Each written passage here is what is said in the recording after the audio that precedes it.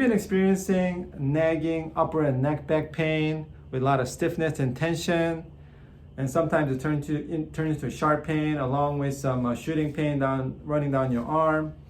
Hi, this is Dr. Chang. So you might be suffering from what's known as a text neck syndrome. So in this video, I'm going to show you what that is, and I'm going to show you some practical tips to alleviate some of the symptoms.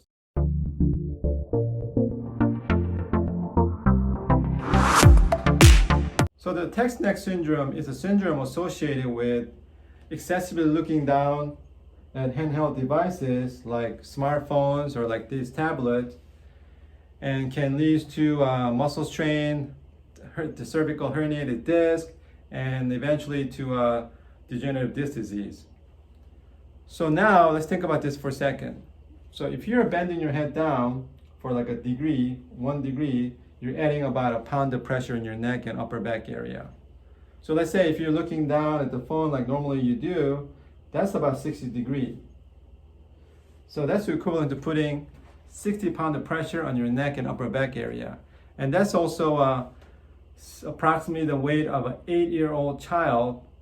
So think about this. If you're bending down, looking at the phone all the time, well, typically how long do we look at the phone? 1, 2, 3, 4 hours?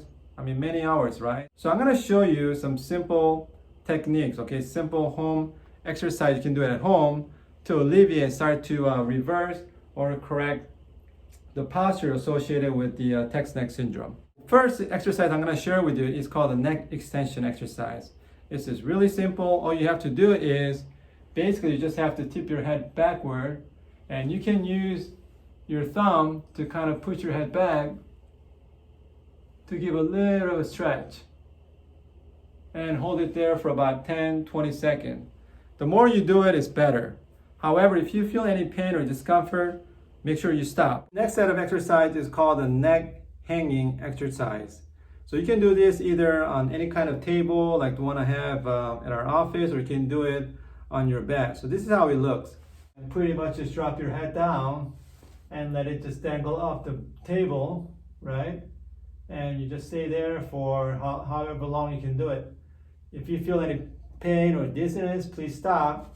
Or you can use your thumbs again to kind of push your head down to give it more stretch. You can feel the stretching on your neck and the chest area. And also what you can do is you can kind of turn your head to one side to stretch the side of your neck muscle. And then also you can do that too, and to stretch it, okay? So very simple. You can do this for anywhere from 10-30 seconds to a couple minutes, as long as you can do it. So the last exercise is called a fly on the wall. So what you want to do is find a open wall, and pretty much what you're going to be standing right against the wall, and put your palms down and push against the wall, and pretty much just push yourself against the wall, okay? And just stay there for as long as you can. You can start off maybe with 30 seconds, but you'll notice your body starting to shake after a while, because your body's not used to having this good posture, but rather having this slump forward posture, okay? So try this, and if you do this enough times, you can actually help correct the posture, and also helps to reverse this, what we call the text neck syndrome, and back to normal alignment, okay? So give it a try, and again, if you have any question, please call our office, especially if you feel any pain while you're doing these exercises, and please go ahead and share this video, and I'll see you on the next video.